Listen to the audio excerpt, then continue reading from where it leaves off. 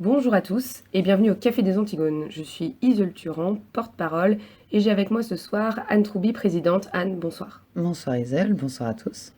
Alors le sujet d'aujourd'hui, de cette émission, va être la question du rythme féminin, du rythme biologique féminin et de ses conséquences à la fois sociales et anthropologiques que ce rythme peut engendrer. Évidemment, on sera amené aussi à parler du temps masculin, par comparaison avec le temps féminin. Et la question va être comment organiser aussi, socialement et politiquement, ces différences de perception, de vécu du temps.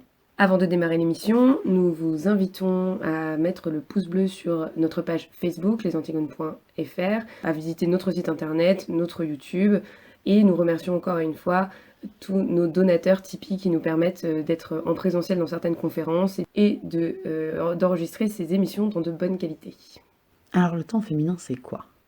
Alors avant de répondre à cette question, je vais me présenter peut-être un peu plus, parce qu'il se trouve que, indépendamment du fait que je sois militante aux Antigones, je suis aussi naturopathe, et naturopathe spécialisée dans les cycles féminins. Et ma profession fait que j'ai étudié le corps de manière holistique, le corps humain de manière générale, mais plus spécifiquement le corps féminin, et que ce corps tel qu'il est organisé biologiquement conduit en fait à une autre perception, un autre mode d'être au monde. Alors c'est un constat qu'on avait quand même déjà intuitivement fait au début de l'aventure Antigone, puisqu'on avait bien noté que les différences entre hommes et femmes, notamment d'un point de vue biologique, ne se limitent pas au caractère sexuel secondaire. Et on avait déjà eu l'intuition que ça relevait de quelque chose de beaucoup plus intime, que toute cette biologie, c'était aussi un fonctionnement du corps, et que ça influait sur notre manière d'être au monde finalement. Alors pour vous donner un exemple concret de ce que ça signifie, la différence c'est que les femmes vont avoir 3 âges du féminin. Il va y avoir la petite fille, ensuite la phase de fertilité qui s'étend des 8 ans, 12 ans en fonction de l'arrivée des premières règles, à la ménopause. Et de la ménopause à la mort. Donc on a 3 âges du féminin avec finalement 3 dimensions très distinctes. Et ces 3 phases sont tout à fait différentes du fonctionnement masculin qui lui va être fertile dès sa puberté jusqu'à sa mort a priori. Ah, c'est quelque chose qui m'interpelle aussi. Dans la plupart des civilisations, il y a des rituels de passage qui marquent la vie des gens et qui sont différenciés en fonction des sexes. Et la plupart des rituels de passage féminins correspondent justement à ces temps biologiques, marquent voilà, l'arrivée des premières règles, la première maternité notamment. Et tandis que les rituels de passage masculins, même si les premiers commencent généralement à la puberté, sont plus volontiers organisés en fonction d'un ordre social en fait. Et ce qu'on s'aperçoit aujourd'hui dans notre société actuelle de l'instantané et de l'immédiateté, c'est qu'on n'a plus aucun rituel de passage, excepté les femmes qui, elles, vont avoir un rituel biologisant, c'est-à-dire l'arrivée effective des premières règles, mais sans que ce soit un rituel vie en communauté ou du moins social. La jeune fille qui va avoir ses premières règles, elle est envoyée chez la gynécologue qui la mettra sous pilule. C'est devenu un rituel de passage. C'est un rituel de passage, mais qui ne relève pas avec la même dimension qui est celle de l'arrivée dans la fertilité, puisqu'on passe par une castration chimique. Donc c'est... J'ajouterais qu'en fait c'est un rituel de passage qui du coup met la femme à la merci du médecin et du corps médical, tandis que le rituel de passage à la puberté traditionnelle, c'est censé être l'entrée dans la communauté des femmes. Là c'est maman qui lâche, caricature un peu, mais qui lâche sa gosse dans les bras du médecin pour se débarrasser du problème. C'est une entrée dans l'âge adulte qui a nécessairement des conséquences. Et ces conséquences, on les voit aujourd'hui donc avec la castration chimique, qui va poser un problème, moi je dirais, d'un point de vue de l'épanouissement biologique féminin, au point que la question après de devenir mère devient une question problématique et complexe, et on se retrouve avec des femmes qui ont le premier enfant à 35 ans. Alors même que le corps biologique est prêt bien plus tôt, et qu'au lieu que ce soit un grandissement, une acquisition d'expérience progressive vers l'accomplissement de cette maternité, on se retrouve soudain d'une jeune femme castrée chimiquement qui va se retrouver face à la décision qu'elle prend seule d'arrêter sa contraception. Et sans aucun médiateur social, en fait. Et donc finalement, si je comprends bien, en fait, il y a une dissociation qui se fait en fait entre le temps biologique féminin originel, c'est-à-dire donc enfance, fertilité, ménopause, puisque enfin là-dedans il y a une nouvelle période qui est fertilité castrée. Ouais, je pense qu'on peut dire ça.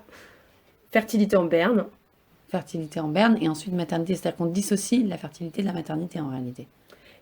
La féminité et la maternité sont deux choses distinctes. La possibilité de la fertilité et la maternité sont encore deux choses distinctes. Mais là, on va avoir finalement une association féminité et fertilité castrée en opposition à la mère. Alors même qu'il s'agit de la même période de vie physiologique et biologique.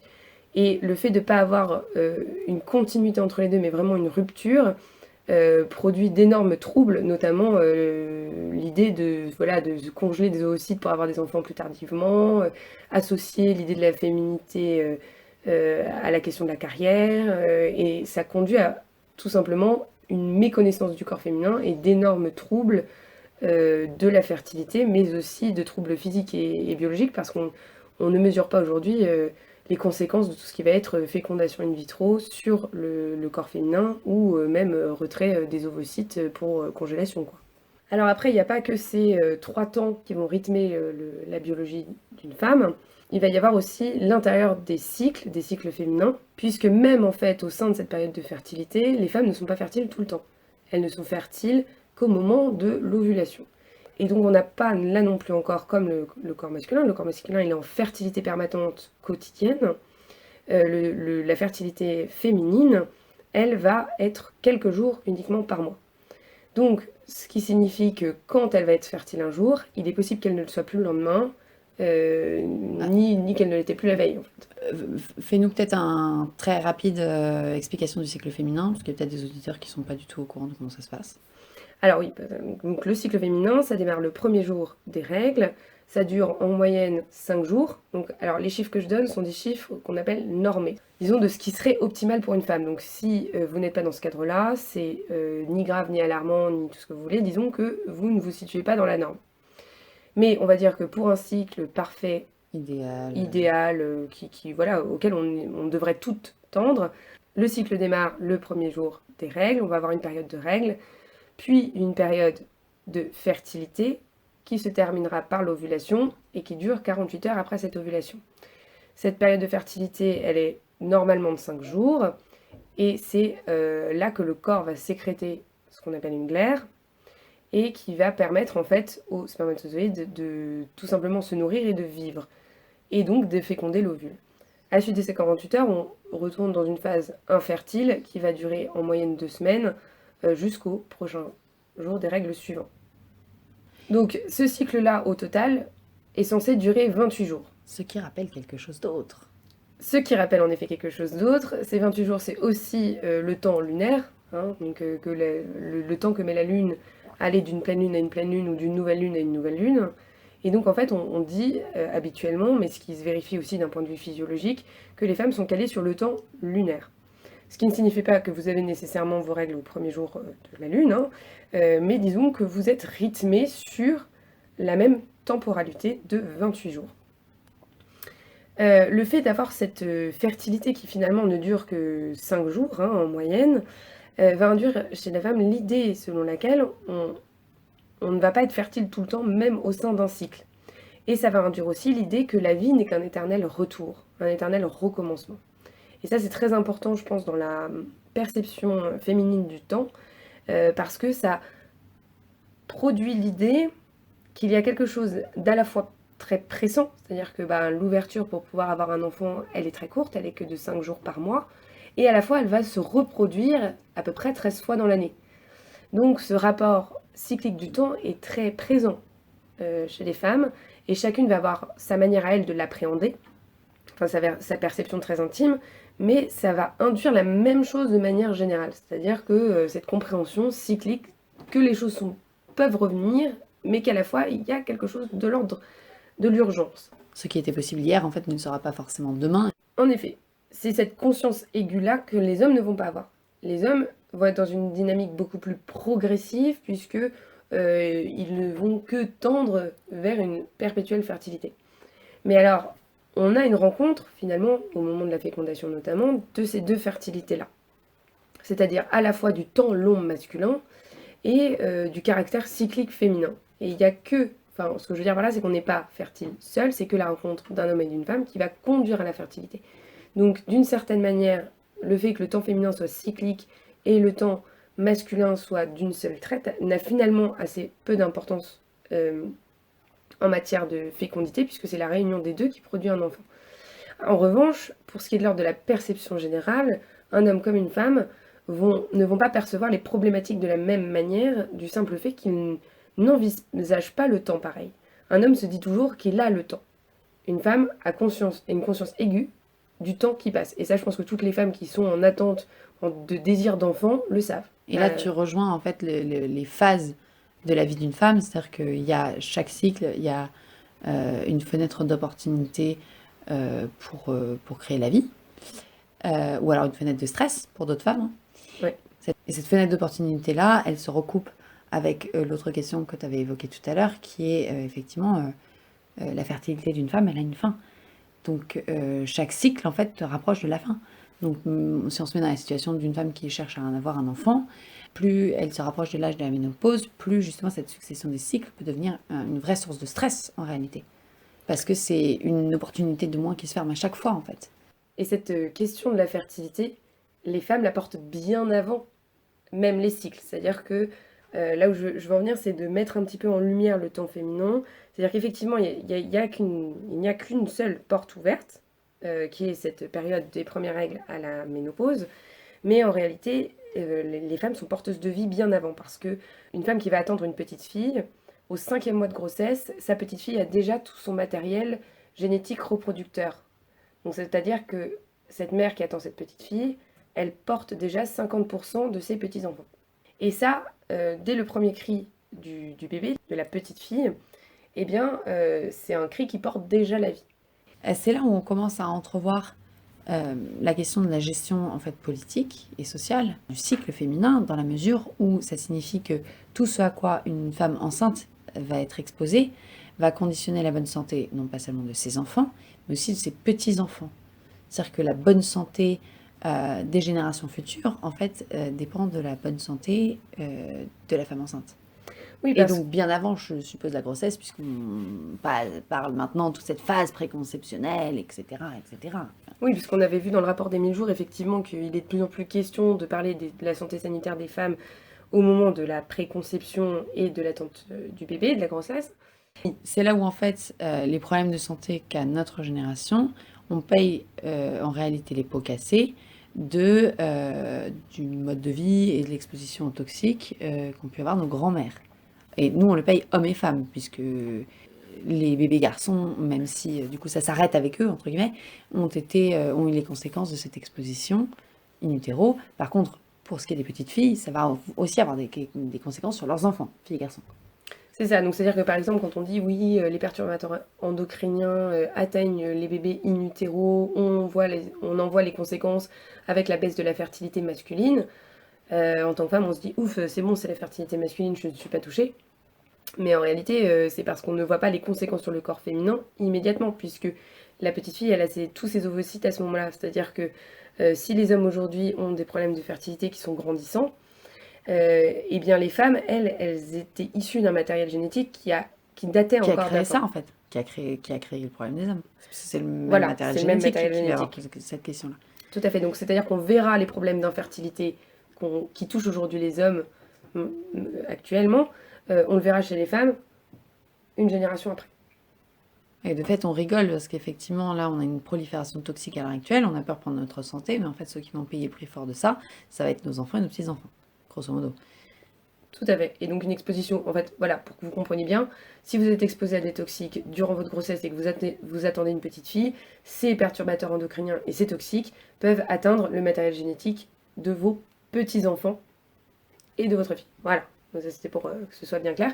Mais donc là, on comprend bien que le corps féminin porte le temps des générations de manière beaucoup plus longue que ne le porte le temps masculin. Ça, ce qu'on vient d'évoquer, c'était une des raisons d'être de toutes les prises de position qu'on a eues avec Antigone, hein, sur la question des toxiques. Parce qu'effectivement, il y a une rupture de transmission terrible, puisque c'est la transmission biologique qui est atteinte. Et il y a vraiment des problèmes de fertilité grandissants pour les hommes et pour les femmes à l'heure actuelle. C'est vraiment, on s'expose à une grande disparition par perte de la génération. Enfin, c'est-à-dire qu'on va arriver à des générations qui vont avoir des réelles difficultés à avoir des enfants. Toi, tu le vois dans ta pratique. et les problèmes de fertilité, c'est devenu monnaie courante et quand on regarde les statistiques, c'est de plus en plus alarmant. Et ça, c'est quelque chose dont on ne parle pas.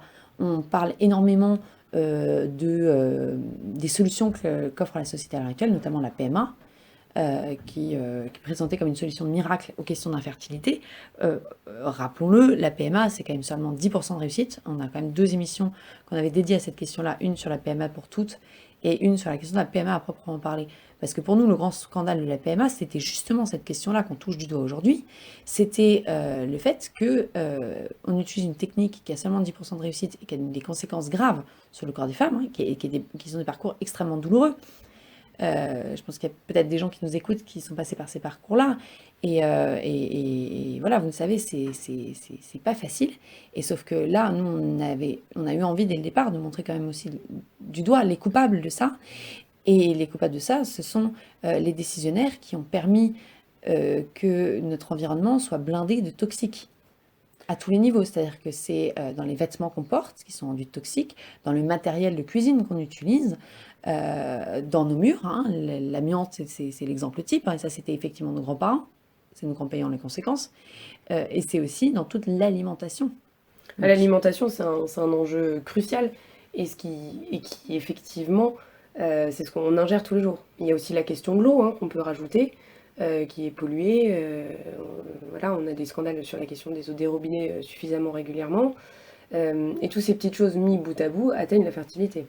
et ça, c'est une réelle question politique, puisque la société, en réalité, voilà, c'est nos familles, c'est notre descendance. Si on n'a pas de descendance, il n'y a plus de société, puisque de toute façon, une société n'est pas qu'un agrégat d'individus, c'est-à-dire qu'on ne peut pas juste prendre des gens, comme c'est le projet à l'heure actuelle, c'est-à-dire que du coup, le déficit de fertilité des femmes européennes, à l'heure actuelle, est pallié par l'immigration.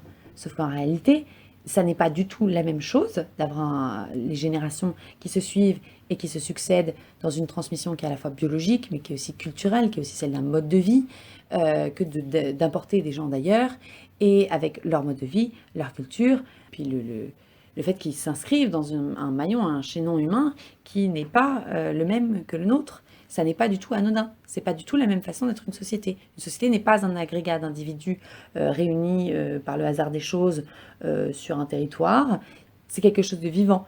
C'est ce qu'on appelle le corps social. Il y a une raison pour laquelle on utilise ce nom-là, ce mot-là, le corps social. C'est parce qu'il y a quelque chose aussi de charnel, en fait, dans la constitution d'un pays et d'une société. Et ça, on est en passe de le perdre avec l'infertilité croissante, qui est le grand tabou hein, derrière la PMA, dont on parle finalement très peu. Tout à fait, donc on a quasiment un enfant sur 33 qui naît par PMA aujourd'hui, donc c'est dire un petit peu le niveau de la question de l'infertilité. Et on a aujourd'hui de plus en plus de femmes qui vont considérer la maternité comme un caractère secondaire de leur féminité, alors que même en fait, la maternité, elle est comprise dans le corps féminin comme la paternité elle est comprise dans le corps masculin. Et c'est ces deux données-là qu'il ne faut pas perdre de vue, c'est-à-dire que l'un comme l'autre, le masculin comme le féminin, sont amenés à un moment donné à se rencontrer et à perpétuer tout simplement l'espèce humaine. Et c'est fait comme ça. Et ça signifie pas que ce soit une obligation pour chacune. C'est là où il y a, à mon avis, un énorme quiproquo là-dessus. C'est-à-dire que euh, les femmes ou les hommes d'ailleurs hein, qui refusent d'avoir des enfants crient généralement haut et fort, je ne veux pas qu'on me limite à ma capacité reproductrice. Mais en fait, c'est pas la société qui limite les femmes ou les hommes à leur capacité reproductrice.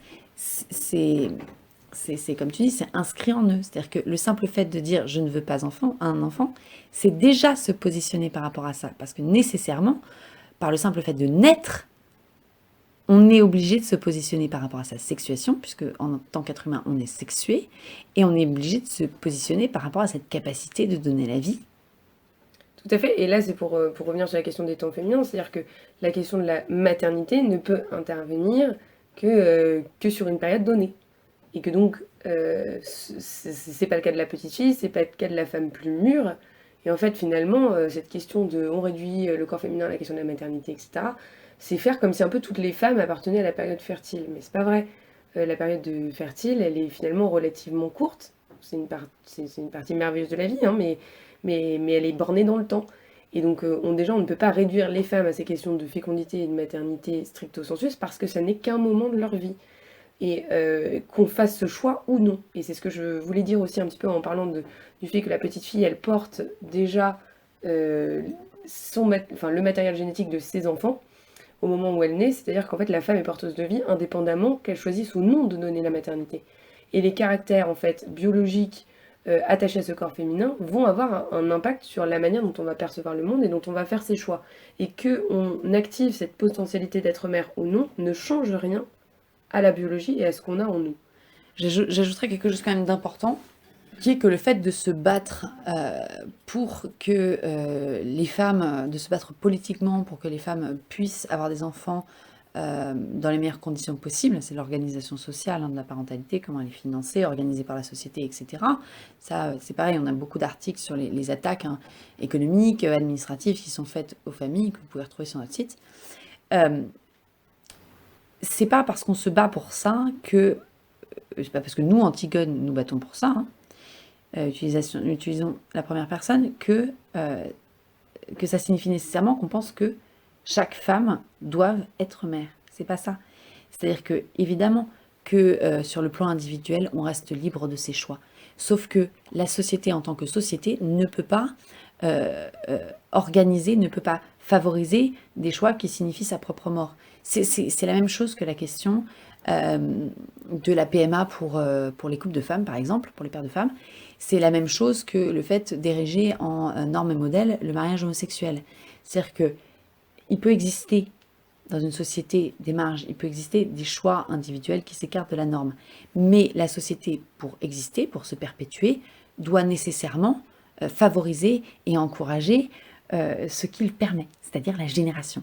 C'est-à-dire que pour exister, la société se doit d'encourager les familles à faire des enfants, tout simplement.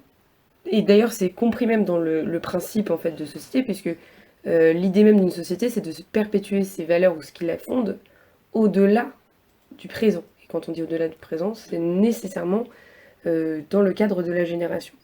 Et nous, ce à quoi on assiste, en fait, c'est une société qui a organisé, je dirais presque méthodiquement, aujourd'hui l'impossibilité d'être parent, puisque comme je disais, il faut être un homme et une femme pour faire un enfant. Et donc, le rythme de vie imposé aux femmes comme aux hommes ne permet plus ne permet plus d'être parent. Et je dis bien parent parce qu'il faut bien un homme et une femme pour faire un enfant. Ça, c'est une donnée quand même qu'il faut ne pas perdre de vue, même si la technique permet d'autres choses. Et tout est organisé pour que ça ne se produise pas. La naissance d'un enfant, c'est la rencontre du masculin et du féminin. Et socialement, on organise plutôt la dissolution du couple.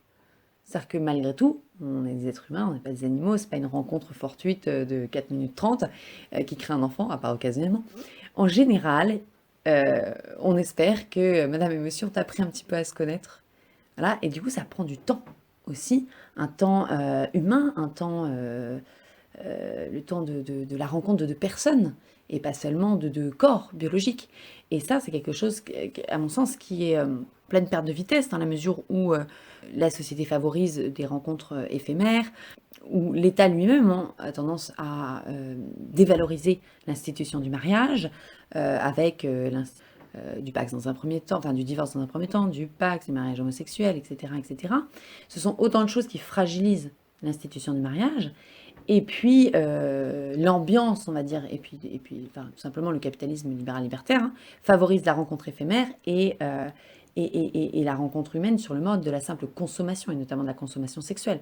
Or, notamment avec les moyens contraceptifs, c'est pas ça qui fait les enfants.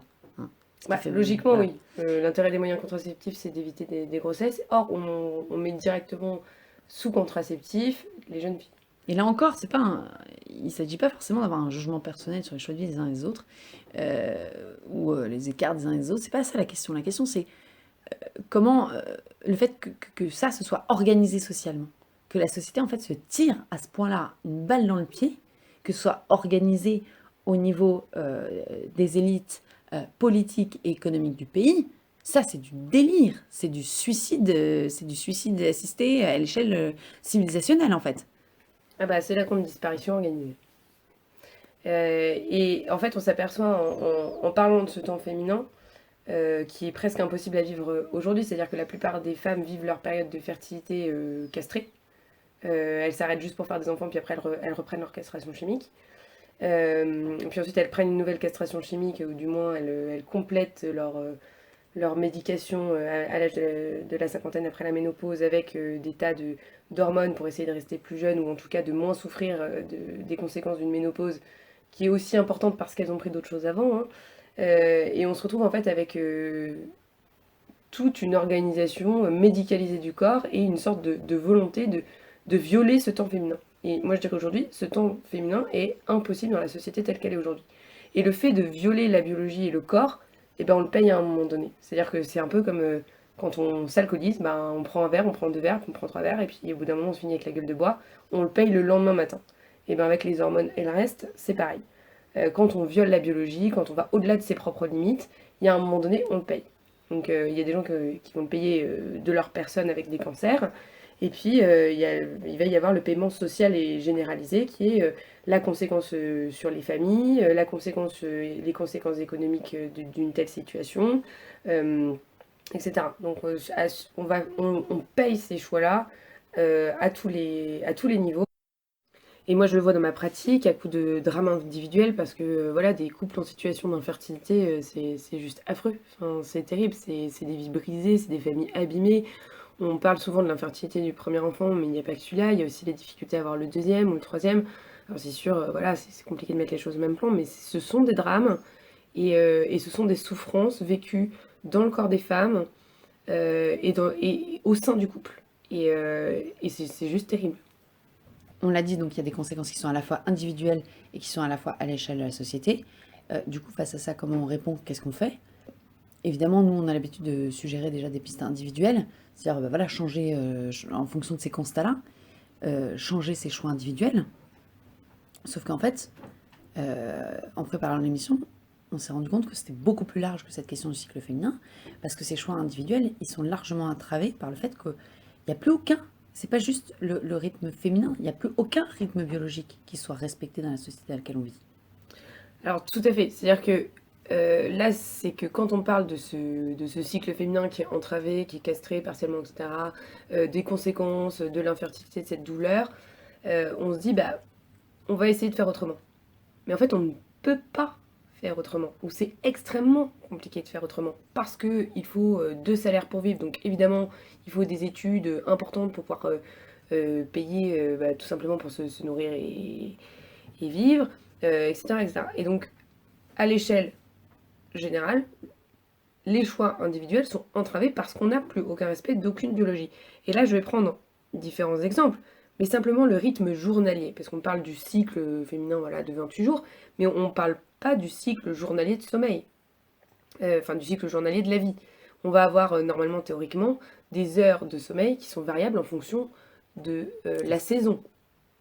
Donc c'est-à-dire qu'on ne dort pas la même quantité d'heures en hiver Enfin, et en été. Le corps n'a pas les mêmes besoins. Le corps n'a pas les mêmes besoins.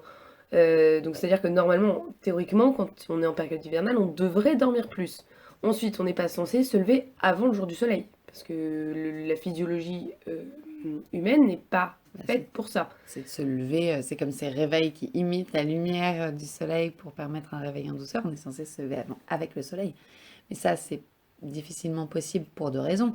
Déjà parce qu'on a un temps économique qui est organisé en fonction des horaires de la bourse quasiment, mais en fonction voilà, d'une journée de travail qui est normée, et qui est normée en plus non seulement au niveau national, hein, mais au niveau international, pour que telle ou telle branche, métier, secteur puisse communiquer avec son homologue à l'autre bout du monde. Donc, selon les branches de métier, ça va être une manière très différente de contredire les rythmes personnels, les rythmes biologiques. Je veux dire, mais il va y avoir les 3-8 pour les ouvriers. Mais il va y avoir pour le trader le fait de devoir être en conf call avec la Chine et les États-Unis en même temps au milieu de la nuit. L'organisation à échelle internationale de l'économie crée une négation totale des rythmes biologiques des gens d'une part, et d'autre part, le rythme de la productivité qui ne doit jamais s'arrêter, c'est l'exemple des 3-8, est une autre manière de nier nos cycles biologiques. Et puis après, tu as l'organisation politique aussi, qui s'est faite pour l'organisation de la journée en fonction de données purement circonstancielles, je pense, à la question du changement d'heure. Ça a été un choix politique dicté par une contingence, par les circonstances, qui était l'économie d'énergie. Et c'est donc une contingence qui a réglé un choix politique qui a pourtant une conséquence sur la physiologie des gens. Et Oui, des conséquences graves, en fait. c'est des conséquences graves, d'autant plus que en heure d'été, par exemple, on est décalé de 2 heures par rapport au soleil. Donc, c'est-à-dire que tout notre rythme biologique, qu'il s'agisse d'un rythme hormonal ou même de l'ensemble de notre organisme, démarre avec le lever du soleil, pas avant, pas après. Et le fait d'être décalé de 2 heures avec le soleil conduit au fait qu'on ne mange pas aux bonnes heures, on va manger à des heures extrêmement chaudes de la journée, je pense notamment au midi, ce qui ne permet pas la digestion. C'est des choses aussi simples que ça, mais tout notre environnement ne permet pas dans l'ensemble une vie saine. Et là, ce que je veux dire, c'est qu'il y a toujours eu des métiers qui ont été soumis au travail de nuit, par exemple.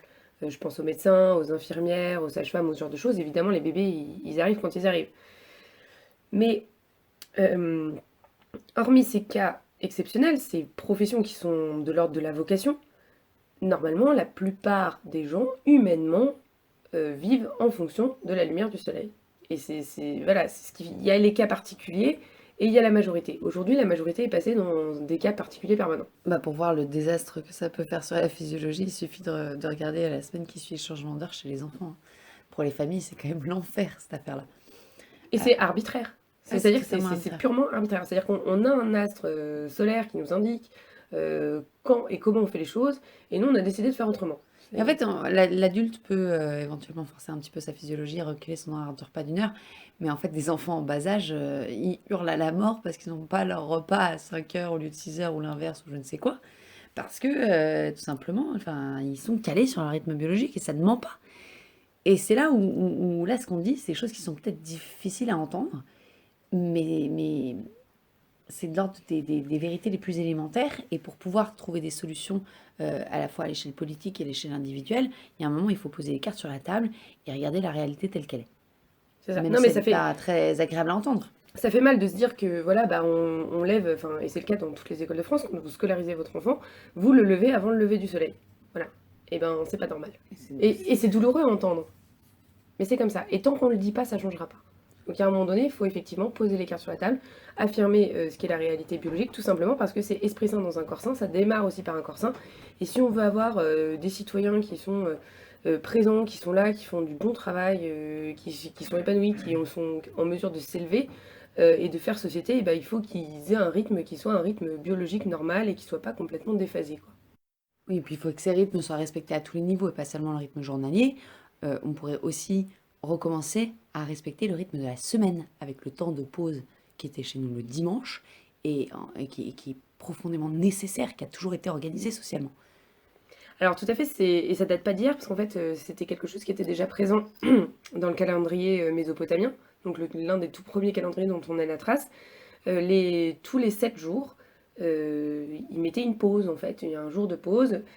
Donc c'est pour dire que c'est quelque chose qui est traditionnel, mais même au-delà de l'héritage catholique avec le récit de la création, c'est quelque chose qui est inscrit dans la biologie humaine. Parce que 4 x 7, 28. Exactement, et que tous les 7 jours, les femmes ont un changement hormonal entre autres choses, donc petite parenthèse, hein, mais c'est vrai qu'en fait le rythme biologique bouge et est modifié,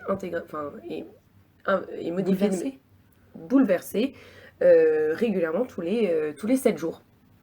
Effectivement, sous le quinquennat de François Hollande, il y avait un ministre de l'économie qui s'appelait Emmanuel Macron à l'époque, qui avait réussi à faire passer une loi qui avait plutôt harmonisé, on va dire, le droit français au droit européen en permettant, à certaines conditions, patati patata, le travail du dimanche. C'est-à-dire que le travail du dimanche a eu un précédent sous ce quinquennat-là, mais il est appelé à généraliser. Et on a beaucoup focalisé sur le fait que ça tuait le temps familial, hein, ce qui est le cas, parce que le dimanche, c'est le moment où les familles peuvent se retrouver, puisque a priori, le dimanche est chômé par tous, mais c'est aussi en contradiction totale avec notre rythme biologique. Et ça, c'est bien de le rappeler aussi. Exactement, c'est-à-dire qu'on voit, on a vu en tout cas avec les questionnements et les débats autour du travail le dimanche, toutes les questions afférentes au caractère social, de l'importance sociale de ce jour, mais on n'a pas traité effectivement cette question-là d'un point de vue biologique. Alors, il est évident que le corps humain, tous les 7 jours, a des changements importants et voilà, tous les 7 jours, il faut s'arrêter pour tout simplement pouvoir redémarrer. Alors c'est organisé a priori dans le droit du travail par le fait qu'on ait une obligation d'avoir 2 jours de repos consécutifs, mais soyons clairs, si ce repos n'est pas harmonisé à l'échelle de la société, ça devient compliqué d'avoir un repos physiologique complet. C'est ça, et puis les 2 jours consécutifs, après voilà, c'est toujours la question, c'est-à-dire qu'à partir du moment où il n'y a pas un jour qui est sanctuarisé, c'est-à-dire que le jour du dimanche à la base, comme personne ne travaillait le dimanche, il n'y avait pas de magasin ouvert, enfin on Donc on se faisait... reposait réellement en fait. Voilà, alors que là, si vous avez votre jour de congé le jeudi et enfin le mercredi et le jeudi, évidemment vous allez pouvoir faire des courses, aller au cinéma, Bah, c'est un peu le cas voilà. du samedi où du coup tout le monde, tous les gens qui bossent trop tard, trop tôt, etc., se retrouvent à passer la moitié de leur week-end à faire des courses, quoi. Tout à fait. Donc finalement, c'est normal qu'on récupère un peu sa semaine sur un jour, mais le fait que le jour de repos soit pas le même pour tous conduit au fait qu'on est encore sollicité, on est encore en train de faire des choses là où le corps physiologiquement il a besoin d'une pause.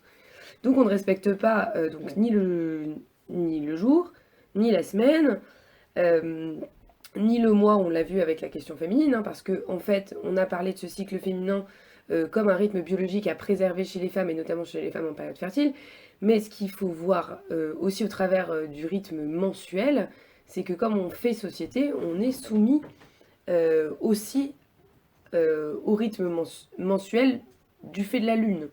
Et que la Lune, elle fait bouger l'eau de la Terre, et donc nous, on est composé à près de 70% d'eau, donc forcément, tout notre corps bouge aussi avec la Lune. Et donc le cycle lunaire a été très important dans les calendriers notamment, antérieurs aux nôtres, et on retrouve, par exemple, chez les Celtes, mais encore dans bien d'autres civilisations, ce qu'on appelle des calendriers lunisolaires, qui couplent à la fois des mois lunaires, donc c'est-à-dire qu'avec une vraie rythmique lunaire, et une disposition solaire.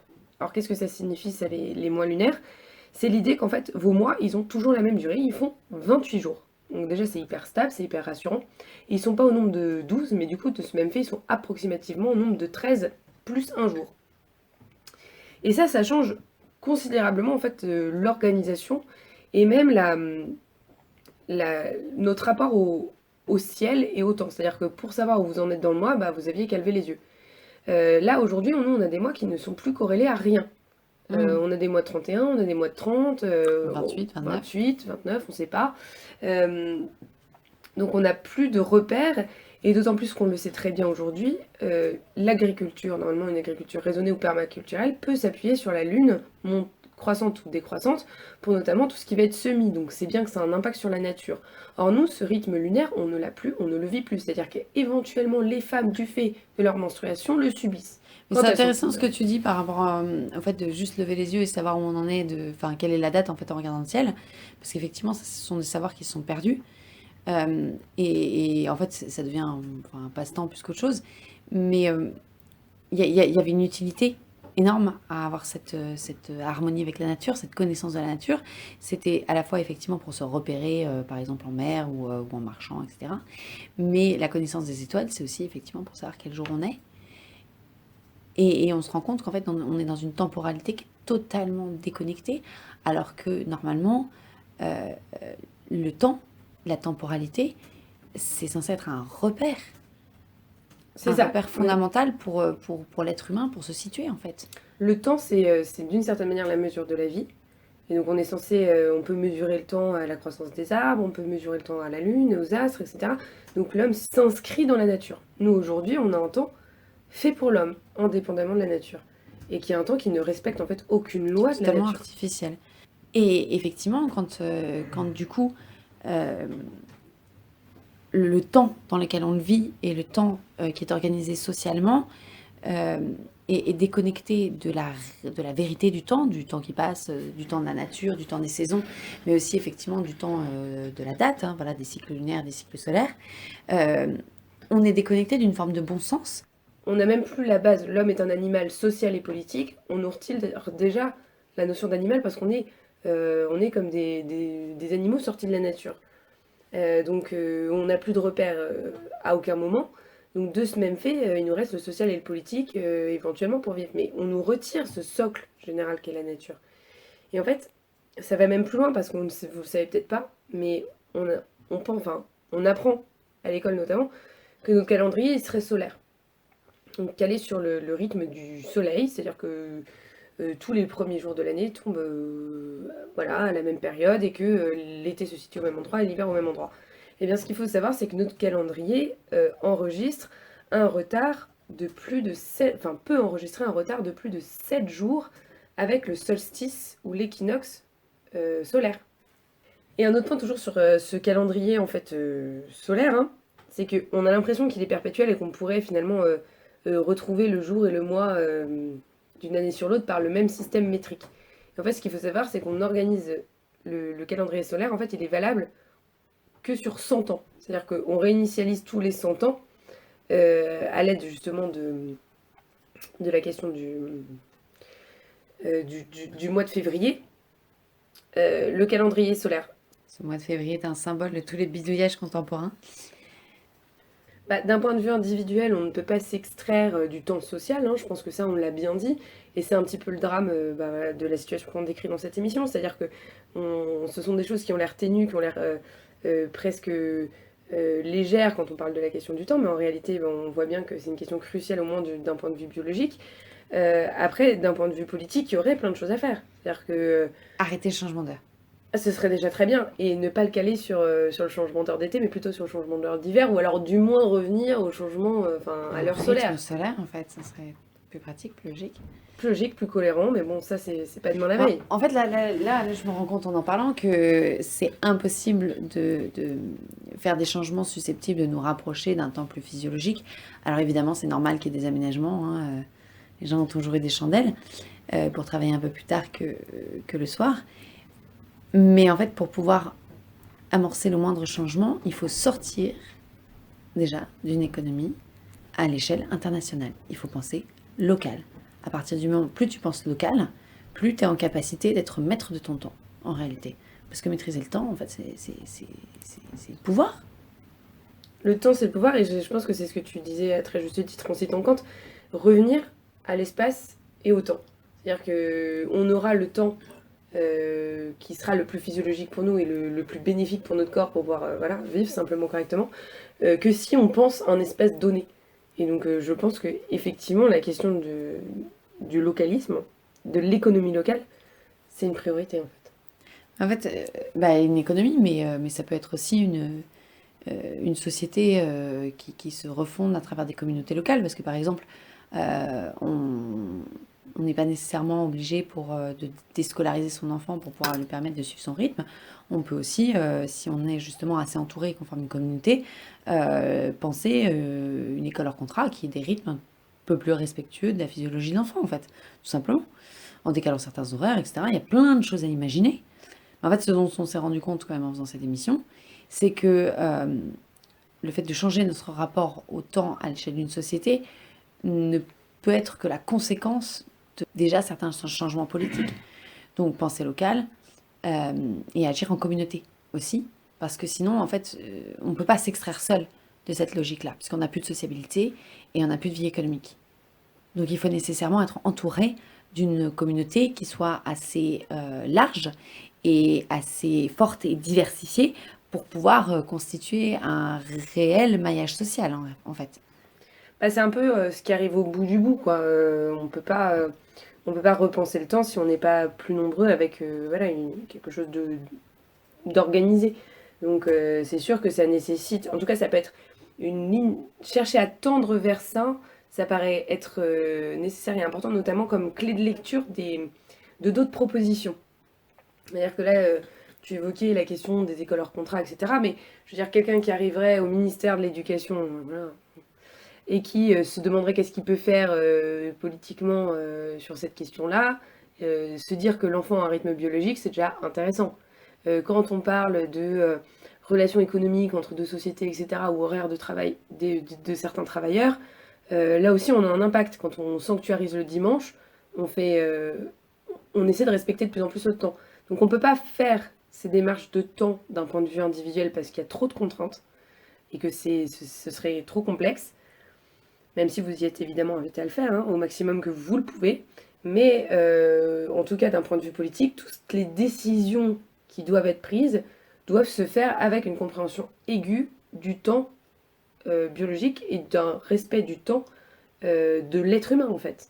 Oui, puis je pense que le fait de comprendre l'importance de ce rapport au temps et à quel point c'est un objet en fait de pouvoir et de domination permet de revoir son propre rapport au temps et de revoir en quoi on est asservi à travers ça. Voilà, je vous remercie de votre écoute. Pour clôturer, je dirais que vous êtes invité à vivre à votre rythme, dans la mesure du possible. Et puis qu'on se souhaite tous, en tout cas, de prendre les rênes de notre société pour qu'elle finisse par vivre en harmonie et sur une bonne rythmique pour qu'on finisse pas tous malades, quoi. Et je tiens à préciser que nous avons donc ici un format idéal pour ceux qui souhaitent prendre le temps, puisque vous pouvez écouter notre émission, la mettre en pause, la reprendre plus tard, l'accélérer, la ralentir au rythme de l'écoute que vous souhaitez avoir. Bien sûr, on vous invite à commenter cette émission, à liker, à partager, à la reposter sur les réseaux sociaux. C'est ce qui va nous assurer un maximum de visibilité et ce qui va enrichir nos émissions futures. Merci à tous, au revoir.